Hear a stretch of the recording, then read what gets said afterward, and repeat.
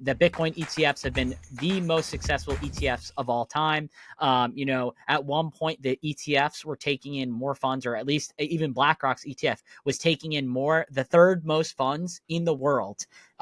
More than QQQ, more than SPY. It was only below like a bond fund that like everyone in the world uses, and it was like the Vanguard. I think it was Vanguard, Vanguard S&P 500 fund. So basically, it was the third most. The Bitcoin ETF was the third most last year, which is insane when you think about it. It's only been out for just over a year at this point.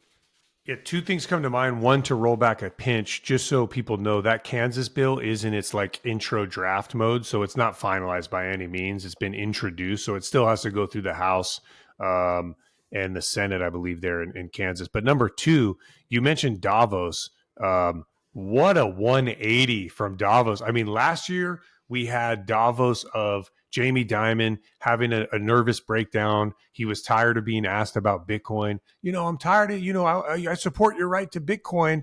I don't know if he compared it to smoking marijuana or something like that. Now here we are at Davos, and Fink is just sending it. And you have BJ Armstrong out there. And what a 180 for Davos. I mean, gosh, it's just, anyone watching that. And for those that don't know, Davos is like a super, I guess, what'd you call it? Like a ritzy elitist conference. Me and Alemo tried to get in as concession stand. The little thing that goes around your neck with the cigarettes and the candy and stuff like that. But they shot us down. We were going to, sell some of the candy and smokes out there, but we couldn't get in. You have to be a politician, high-ranking politician, or a CEO of a Fortune 500 company. Like that's the only way. Or I think Simply Bitcoin got an invite there, so Simply gets in, but very, very hard to get into that. Yes, exactly. Don't quote me on that. I don't know if that's accurate.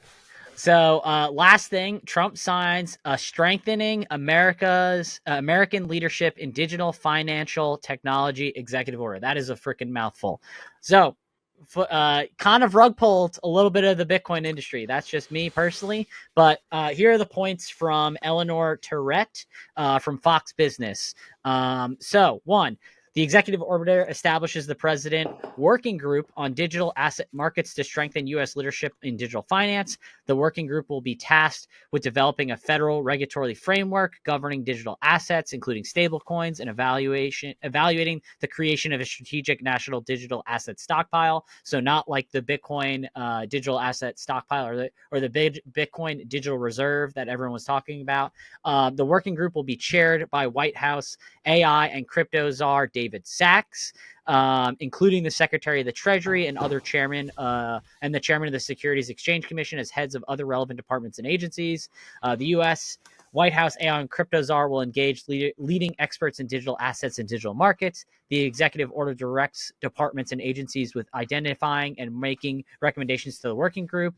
The executive order prohibits agencies from undertaking any action to establish, issue, or promote a central bank digital currency or CBDC. And the executive order revokes the previous administration's digital assets executive order and the Treasury Department's framework for international engagement on digital assets, which suppressed innovation and undermined the U.S. economic liberty and global leadership in digital finance. That was a whole bunch of gobbledygook, Dom. What do you want to touch on there?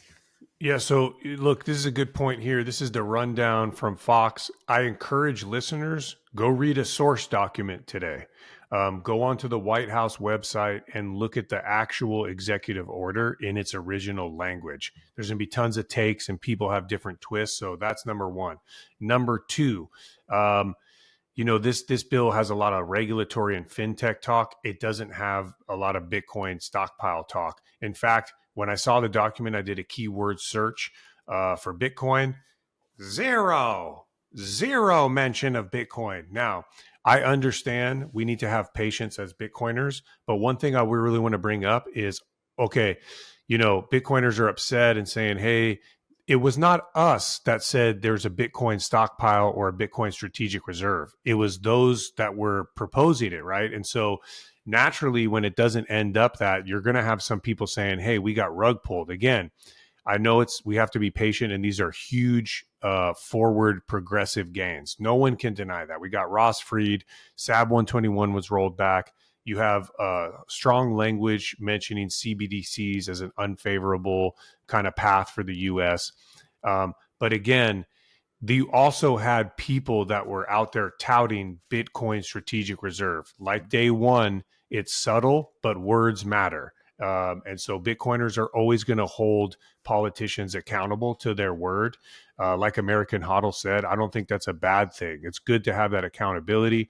With that said, we try to find some of the positives, but at the end of the day, this is a fintech bill. And you can see the influence from the crypto digital asset lobby on this. It is very transparent through the source document.